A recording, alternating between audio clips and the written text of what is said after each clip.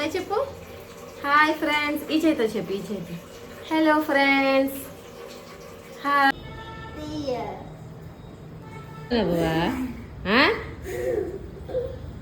అది కూర్చోవద్దా చెప్పు. నా తమ్ముడే కదా ఏమైపోయింది.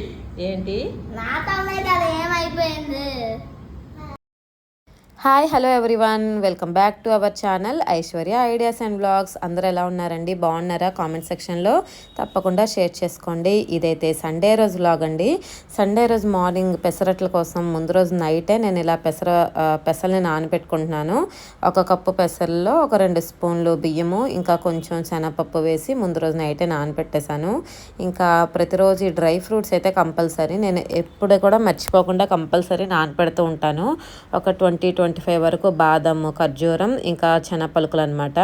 మనం డ్రై ఫ్రూట్స్ అంటే ఏవో కాస్ట్లీ అన్నట్లుగా అందరూ అనుకుంటాం, కానీ ఆ పల్లీల్లో ఉన్నంత ప్రోటీన్ చాలా ఎక్కువ ఉంటుందండి. ఇంకా పల్లీలు మనకి ఏంటంటే చాలామంది మనం ఫ్యాట్ అవుతామేమో అనుకుంటారు. పల్లీల్ని మనం వేయించుకొని తిన్నా లేదంటే డైరెక్ట్గా తిన్నా ఫ్యాట్ అవుతాం, కానీ ఇలా మనం నానబెట్టుకొని తింటే అందులో కొలెస్ట్రాల్ ఏమి ఉండదు. నేను ఒకసారి మంతెన సత్యనారాయణ గారి దగ్గర విన్నాను. ఇంకా నేను అప్పటి నుంచి కూడా పల్లీలను కూడా నా డైట్లో యాడ్ చేసుకున్నాను అనమాట. ఇంకా ప్రతిరోజు కంపల్సరీ డ్రై ఫ్రూట్స్ అయితే, ఇంకా వాటితో పాటు మేము ఇంకా సన్ఫ్లవర్ సీడ్స్, పంప్కిన్ సీడ్స్ అవి కూడా తింటాం. కాకపోతే అవి అయితే ఓవర్ నైట్ నేను సోక్ చేయను. అవి జస్ట్ 1 అవర్ ముందు సోక్ చేస్తాను. తినడానికి చాలా బాగుంటాయి అనమాట. వాల్నట్స్ కూడాను ఇంతకుముందు నేను ఫుల్ నైట్ సోక్ చేసేదాన్ని, అవి అంత బాగుండేది కాదు. ఇంకా అప్పటి నుంచి కూడా అవైతే తినేటానికి ఒక 1 అవర్ ముందు అయితే సోక్ చేస్తున్నాను. ఇక్కడ మార్నింగ్ లేచేసి నేను నానపెట్టిన పెసల్ని వీటిని ఇంకొకసారి 2-3 సార్లు బాగా వాష్ చేసుకొని మిక్సీలో నానపెట్టిన పెసలు, శనగపప్పు, బియ్యంతో పాటు పచ్చిమిర్చి, జీలకర్ర, అల్లం ముక్క కూడా వేసి మెత్తగా గ్రైండ్ చేసుకున్నాను. ఈరోజు మార్నింగ్ మా బ్రేక్ఫాస్ట్ వచ్చేసి పెసరట్టు. ఉప్మా అయితే చేయలేదండి. ఇంకా ఎవరైనా గెస్ట్లు వస్తే మాత్రం పెసరట్టుతో ఉప్మా కాంబినేషన్ కూడా చేస్తూ ఉంటాను. ఇంకా పిల్లలైతే ఉప్మా పెద్దగా తినరు, సో ఇంకా ఎక్కువైపోతుంది కదా అని ఉప్మా అయితే ఈరోజు చేయలేదు. పెసరట్టు కాంబినేషన్గా నేను కొబ్బరి చట్నీ అయితే చేశాను. నేను నా కిచెన్లోకి తీసుకున్న మంచి ఐటమ్ ఏంటంటే ఫస్ట్ ఈ దోశ ప్యాన్ అనే చెప్తానండి. ఇది క్యాస్ట్ ఐరన్ది. ఇంతకుముందు మేము ఎక్కువ నాన్ స్టిక్ వాడేవాళ్ళం. అది కొన్నాళ్ళు వాడటం, పైన లేయర్ అవి ఊడిపోవడం, ఇంకా తర్వాత ఇంకోటి కొనడం అలా అవుతూ ఉండేది. ఇంకా కొన్ని రోజులకైతే అసలు నాకు దోశలు మా ఇంట్లో ఎక్కువగా అలవాటు, కానీ నాకు ప్యాన్ చాలా ఇబ్బంది పెట్టేసేది. అప్పుడు నేను యూట్యూబ్లో, ఇన్స్టాగ్రామ్లో వీటిలోని ఇండస్ వ్యాలీ ఎక్కువ ప్రమోషన్స్ చూస్తూ ఉండేవాళ్ళం కదా. ఇంకా కొనాలా వద్దా అని చెప్పి చాలా ఆలోచించి అయితే నేను ఈ ప్యాన్ తీసుకున్నాను. ఇది మీడియం సైజ్ ప్యాన్ అండి, అయినా కూడా బాగుంది. నేను యాక్చువల్లీ లార్జ్ తీసుకుందాం అనుకున్నాను. అది వాళ్ళు ఏదో మిస్టేక్ను లేకపోతే నేను ఆర్డర్ చేయడంలోనే ఏదో పొరపాటు, మొత్తాన్ని నాకు మీడియం సైజ్ వచ్చింది. తర్వాత నేను ఎక్స్చేంజ్ ఏదో చేద్దాం అనుకున్నాను, కానీ ఇంకా అలా కుదరలేదు. ఈ దోశ ప్యాన్ కూడా ఇంకా అలా వాడేశాను. అంటే నేను రిటర్న్ ఏదో పెట్టే టైంకి వాళ్ళు తొందరగా రాలేదన్నమాట. కానీ ఇండస్ వ్యాలీవి మనం ప్రమోషన్స్ ఎక్కువ అనుకుంటాం, కానీ ఈ ప్యాన్ మాత్రం మిగతా ప్రోడక్ట్స్ నేనేవి కొనలే, కానీ క్యాస్ట్ ఐరన్ ప్యాన్ వరకు మాత్రం చాలా బాగుంది. ఎవరైనా దోశ ప్యాన్ ట్రై చేయాలనుకుంటే తప్పకుండా ట్రై చేయండి. చాలా బాగుంటుంది, చాలా హెల్దీ కూడాను. మనకి దోశ ప్యాన్ ప్రీ సీజన్ వచ్చిందనమాట. మనకి ఫస్ట్ డే నుంచే దోశలు చాలా బాగా వచ్చేసేవి. నేను మా హస్బెండ్ ఎన్నిసార్లు దోశలు ఇబ్బంది అవుతున్నప్పుడు ప్యాన్ కొనేద్దామా అంటే, మనం ఏ ప్యాన్ కొన్నా కూడా వెంటనే రావు, దాన్ని బాగా యూస్ చేసిన తర్వాతే కదా వస్తాయి. ఇంకా మనం వేసేదే ఇద్దరికి, ఇంకా వాటిలోనే మనం ట్రయల్స్లోనే అయిపోతుంది కదా అని చెప్పి నేనైతే దోశ ప్యాన్ చాలా ఆలోచించి తీసుకున్నానండి. నాకు అప్పట్లో 1200 ఎంత పడింది. ఒక 2 ఇయర్స్ అయి ఉంటుందేమో నేను ఆ దోశ ప్యాన్ కొని. చాలా బాగుంది. ఇంకా చక్కగా పెసరట్టు మంచిగా తినేసి, ఇంకా మా పిల్లలైతే క్యారమ్స్ ఫ్రెండ్స్ వచ్చారు మా బాబుకి, కొంతసేపు ఆడారనమాట క్యారమ్స్. తర్వాత వాళ్ళు బోర్ కొట్టేసి వెళ్ళిపోయారు.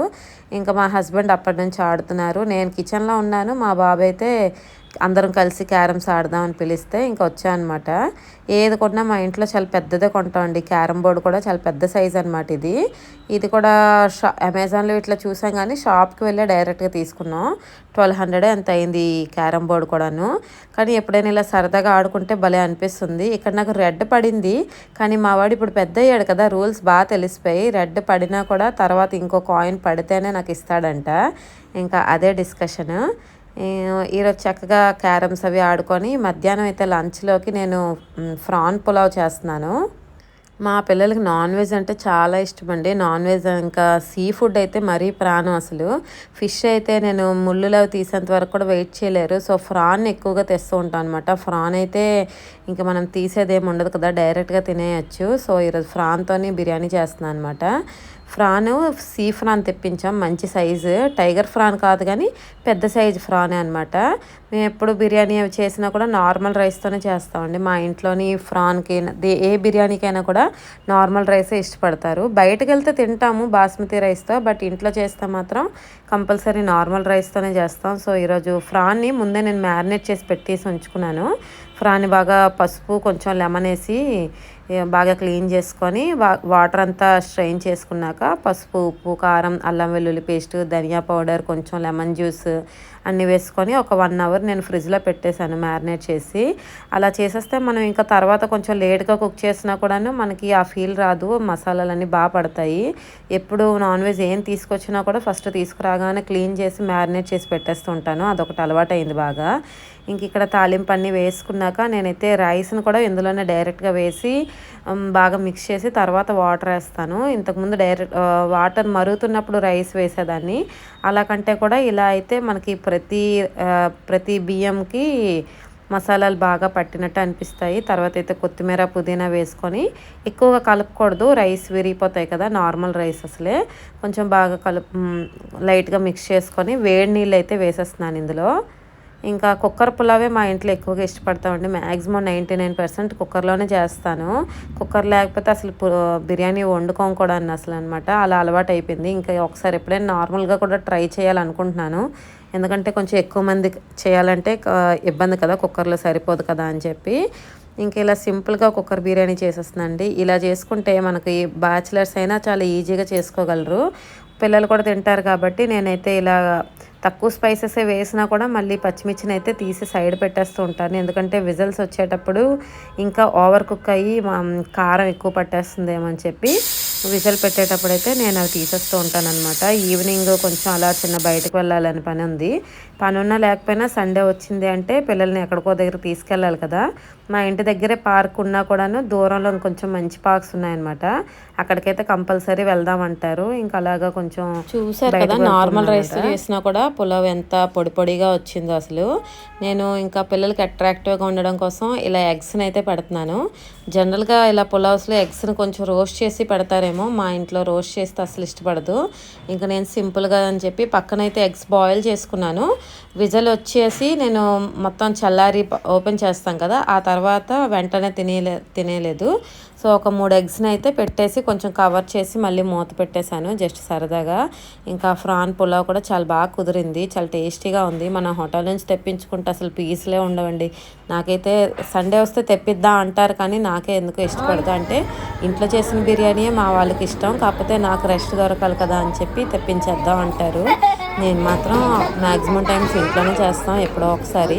ఇంటికి తెప్పించుకుని తినేది చాలా తక్కువ. బయటకు వెళ్తే మాత్రం కంపల్సరీ బయట ఏదైనా మంచి రెస్టారెంట్స్కి అవి తీసుకెళ్తూ ఉంటారు.